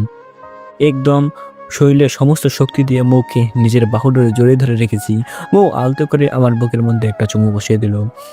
মৌ প্লিজ, তুই আমায় ছেড়ে কোথাও যাস না। তখনই একটা গরম নিঃশ্বাস বুকে এসে পড়লো আর মৌ আমাকে সজোরে খামচে ধরলো। এরপর মৌ আর নড়াচড়া করছে না। আমার আর বুঝতে বাকি রইল না যে কি হয়েছে। মিনিটের মধ্যে যেন আমার সমস্ত দুনিয়াদারি এলোমেলো হয়ে গেছে। মুখে জোরে ধরা অবস্থাতেই বিকট আওয়াজে সজোরে একটা চিৎকার মারলাম। আমার চিৎকার শুনে ওয়ার্ডের সমস্ত ডক্টর মৌয়ের কেবিনে দৌড়ে আসে। ডক্টর, দেখেন না আমার মৌয়ের কি হয়েছে। প্লিজ আপনি একটু শান্ত হন, আমরা দেখছি ওনার কি হয়েছে। আপনি রোগীর কাছ থেকে সরে আসুন। না, আমি মৌয়ের কাছ থেকে সরব না। মৌ আমার বুকেই থাকবে। প্লিজ আপনি একটু বোঝার চেষ্টা করুন, আমরা না হয় পেশেন্টকে দেখতে পারবো না ঠিক করে। এভাবেই দেখেন, আমি মুখে ছাড়ব না। ডক্টররা আমার সাথে না পেরে এভাবেই মুখে চেক করে। ডক্টর, আমার মৌয়ের কি হয়েছে? ডক্টর চুপ করে আছে, কোনো কথা বলছে না কেউ। এই ডক্টর বলেন না, মৌয়ের কি হয়েছে? পেশেন্ট জ্ঞান হারিয়ে ফেলেছে। 24 ঘন্টার মধ্যে যদি পেশেন্টের জ্ঞান ফিরে না আসে তাহলে সে কোমায় চলে যাবে। না, এটা হতে পারে না। আপনি আমার মৌকে ঠিক করে দিন। প্লিজ এবার তো রোগী থেকে সরে আসুন, না হয় কিন্তু আমরা ওর ভালো করে চিকিৎসা করতে পারবো না। আচ্ছা, আমি সরে আসছি। আপনারা কিন্তু ওকে সুস্থ করে তুলবেন। আমাদের যথাসাধ্য চেষ্টা আমরা করব। মৌয়ের জন্য কি পরিমাণে খারাপ যে লাগছে তা বলে বোঝাতে পারবো না। মুহূর্তের জন্য যেন ভুলে গিয়েছিলাম যে আমি বিবাহিত। আমি অধরাকে খুব বেশি ভালোবাসি। অধরার জন্য আমার মনের মধ্যে বেশি ভালোবাসা। অধরার জন্য আমার মনে অনেকখানি জায়গা খালি পড়ে রয়েছে। সে সব যেন মাথা থেকে সরে গিয়েছে আমার। মৌয়ের চেহারাটা দেখে খানিকক্ষণের জন্য সব কিছুই ভুলে গিয়েছিলাম। তখনই অফিসের ম্যানেজার ফোন করে। স্যার আপনি একটু অফিসে আসুন, ডিল নিয়ে একটু সমস্যা হয়েছে। তাড়াতাড়ি হসপিটাল ছেড়ে অফিসের উদ্দেশ্যে রওনা হলাম। আসার সময় মৌয়ের আম্মুকে ওর দেখাশোনা করতে বলে এসেছি। অফিসে এসে ডিলের সমস্যার সমাধান করলাম। এসব করতে করতে দুপুর হয়ে গিয়েছে। ম্যানেজারকে বলে বাসায় চলে এলাম, কারণ সেই সকালে বাসা থেকে বের হয়েছি। বাসায় অধরা একা। বাসায় এসে দেখি অধরা খাটে শুয়ে সে ফোনে কথা বলছে। সে আমায় দেখতে পেয়ে ফোন রেখে দেয়। কি হয়েছে আকাশ? চোখ মুখের এই হাল কেন তোমার? মৌ মৃত্যুর সাথে পাঞ্জা লড়ছে। তার এই অবস্থা দেখে নিজেকে সামলাতে কষ্ট হচ্ছে। মেয়েটা আমায় এতটা ভালোবাসে, কিন্তু তার দাম আমি দিতে পারিনি। কিন্তু তুমি তো আমায় ভালোবাসো। হ্যাঁ, তা বাসি, কিন্তু মৌয়ের জন্য খারাপ লাগছে। আকাশ, আমার মনে হয় কি তোমার মৌয়ের সাথে থাকা উচিত। অধরা, আজে বাজে কথা বলিও না। আমি তোমায় ভালোবাসি, এই জায়গা অন্য কাউকে দিতে পারবো না আমি। আকাশ, তোমার চোখে মুখে মৌয়ের জন্য ভালোবাসা দেখতে পাচ্ছি আমি। অধরা, এই কথা আর একবারও উচ্চারণ করবে না তুমি। ভালোটা আমি তোমায় বাসি, না হয় তোমার থেকে সময়টা চাইতাম না। তোমাকে ফেলে রেখে মৌকে আপন করে নিতাম। তাহলে মৌয়ের জন্য যে কষ্ট পাচ্ছ কেন? কারণ মেয়েটা আমায় পাগলের মতন ভালোবাসে। সে আমার ভালোবাসা প্রমাণ করতে গিয়ে মৃত্যুর চৌকাঠ অবধি পৌঁছে গেছে। সো তার জন্য তো একটু ভালোবাসা কাজ করবেই, না হয়তো আমি সেলফিশ হয়ে যাব। ওহ, আচ্ছা বাদ দাও এখন সেসব কথা। আগে বলো, খাবার খেয়েছো তুমি? না, খাইনি। আচ্ছা, আমি ফ্রেশ হয়ে আসছি, তারপর তোমায় খাওয়িয়ে দেবো। অধরা আর কিছু বললো না। আমি ফ্রেশ হতে চলে গেলাম। একটু পর ফ্রেশ হয়ে এসে খাবার বেড়ে অধরাকে খাইয়ে দিলাম। ওকে খাইয়ে দিয়ে আমি নিজেও খেয়ে নিলাম। আকাশ, তুমি কি আবার হসপিটালে যাবে? হ্যাঁ। আকাশ, যদি সম্ভব হয় তুমি মেয়েটাকে আপন করে নাও। অধরা 6 মাস সময় নিয়েছি তোমার কাছ থেকে, সো সেটা মাথায় রেখে কথা বলো। আগেই বলেছি 6 মাস আমার ইচ্ছে মতন তোমাকে ভালোবাসতে দিতে হবে। কিন্তু তারপরেও এসব কথা বলার মানে কি? না আসলে থাক, আর বলতে হবে না। আমার এখন হসপিটালে যাওয়া উচিত। তুমি ফোন দিয়ে তিশানের সাথে কথা বলো। তুমি এত তিশান করো কেন? এতই যদি তিশানের কাছে আমায় সঁপে দিতে চাও তাহলে সময় চাইলে কেন? অধরা কথার কোনো উত্তর দিলাম না। চাইলেই উত্তর দিতে পারতাম, কিন্তু দেইনি। কারণ কেন তিশানের কথা বারবার বলি সেটা সে পরে বুঝতে পারবে। সরি, যাও, আর বললো না। দেখা যাবে। আচ্ছা, এখন চলি। তারপর অধরা কপালে একটা চুমু এঁকে দিয়ে বাসা থেকে বের হয়ে চলে এলাম। অধরা আমার কাণ্ড থেকে অনেকটা সময় অবাকভাবে সেখানেই দাঁড়িয়েছিল। বাসা থেকে বের হয়ে সোজা হসপিটাল চলে এসেছি। হসপিটালে এসে মুয়ের পাশে বসে আছি, আর মু বেডের মধ্যে শুয়ে আছে। মুয়ের জন্য খুব টেনশন হচ্ছে। এখনো জ্ঞান ফিরে আসেনি তার। দেখতে দেখতে রাত হয়ে গেল। টেনশনে মাত্রাটা আরও বেড়ে গেল, কারণ সকাল হলেই 24 ঘন্টা হয়ে যাবে। সেই দুপুরে কখন এসেছি হসপিটালে, এখনো পর্যন্ত মুয়ের পাশে বসা। রাতের বাজে 10টা। বাসায় যাওয়া উচিত, কিন্তু মুকে এই অবস্থায় রেখে কি করে বাসায় যাব আমি? হঠাৎ দেখি মু নড়াচড়া করে ওঠে। এটা দেখে সাথে সাথে ডক্টরকে ডেকে আনলাম। যাক, আল্লাহ বাঁচিয়েছে, রোগীর জ্ঞান ফিরেছে, এখন আর কোনো টেনশনের কারণ নেই। ডক্টরের কথা শুনে চিন্তাটা মুক্ত হলো। এতটা সময় যেন কলিজার পানি শুকিয়ে মরুভূমি হয়ে গিয়েছিল। ডক্টর, আর কোনো টেনশন নেই তো? না, আর কোনো টেনশন নেই, তবে রোগীকে কোনো প্রকার টেনশন আপনারা দিতে পারবেন না। তার সাথে সব সময় ভালো ব্যবহার করবেন। আচ্ছা ডক্টর। মো মিটমিট করে চোখ খুলল। আকাশ, তুই এখানে কেন? চুপ একদম। তুই কতটা টেনশনে রেখেছিস আমায়, তোর কোনো ধারণা আছে? মরে গেলে একদম টেনশন ফুরিয়ে যেত। কেন বেঁচে গেলাম আমি? মো, আর একবার যদি তোর মুখ থেকে খারাপ কোনো কথা শুনি তাহলে কিন্তু খারাপ কিছু ঘটিয়ে ফেলবো আমি। আমার কথা শুনে মো চুপ হয়ে যায়। এখন কেমন লাগছে তোর? ভালো লাগছে। আর তুই এখন বাসায় চলে যা। অধরা বাসায় একা, সে তোর জন্য বাসা অপেক্ষা করছে। হ্যাঁ যাব, কিন্তু তার আগে একটা কথা শোন। অধরার সাথে হয়তো সংসার আমি আর 6 মাস করব। সে তারপর তিশানের কাছে চলে যাবে। তারপর তোকে নিয়ে ভাববো আমি। এই কয়টা দিন নিজেকে একটু সামলে রাখিস। তবে হয়তো অধরা মতন তোকে ভালোবাসতে পারবো না, কিন্তু তোকে নিজের ভাববো আমি। আচ্ছা যা, এবার বাড়ি যা। তাড়িয়ে দিচ্ছিস মনে হয়? তাড়িয়ে দিচ্ছি না, কিন্তু তোর এখন যেটা করণীয় সেটা করতেই বলেছি। বাসায় বউ রেখে অন্য মেয়ের জন্য রাতের বেলা হসপিটালে পড়ে থাকা, সেটা নিশ্চয়ই ভালো কাজ না। বাহ, অনেক বড় বড় কথা বলছিস দেখি। আচ্ছা যা, চলে যাচ্ছি, কিন্তু তার আগে তুই চোখ বন্ধ কর। কেন? কাজ আছে। হ্যাঁ, করলাম। মু চোখ বন্ধ করতে আমি তার 2 গালে 2টা চুমু এঁকে দিলাম। শোন, আল্লাহর হুকুম থাকলে তুই আমারই হবি।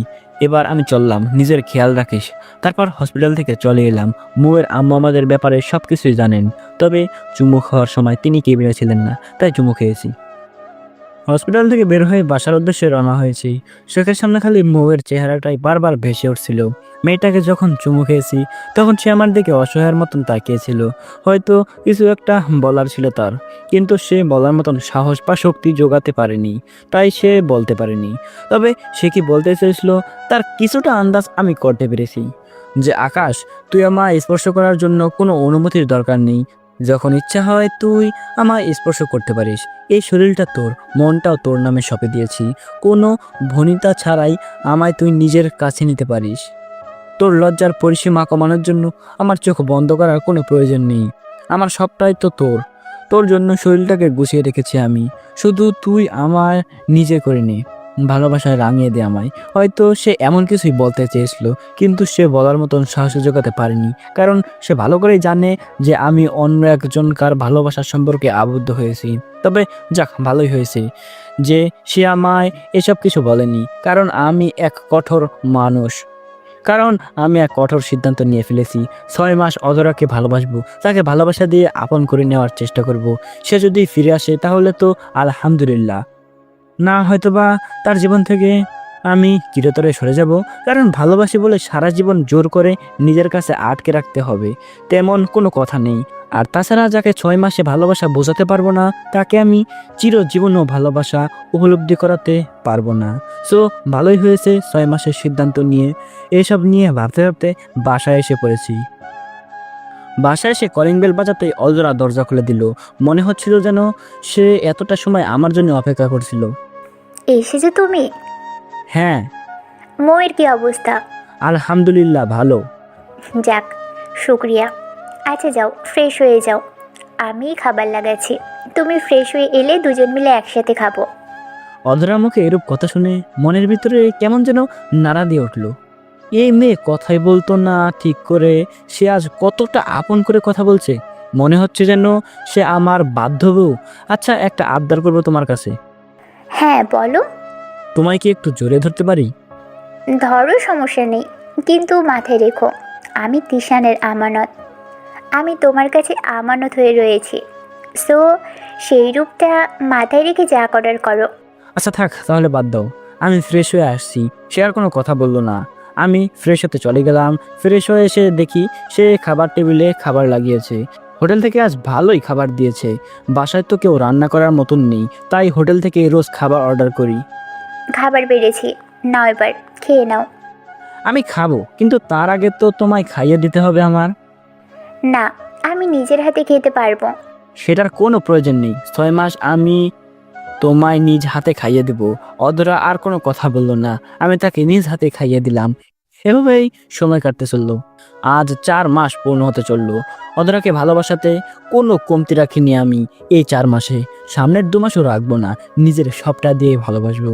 মেয়েটা আগের মতোই আছে, একটুও পরিবর্তন হয়নি। উপরওয়ালা হয়তো আমার কপালে অধরাকে লিখে রাখিনি। যাক, দেখি বাকি 2 মাসে কি হয়।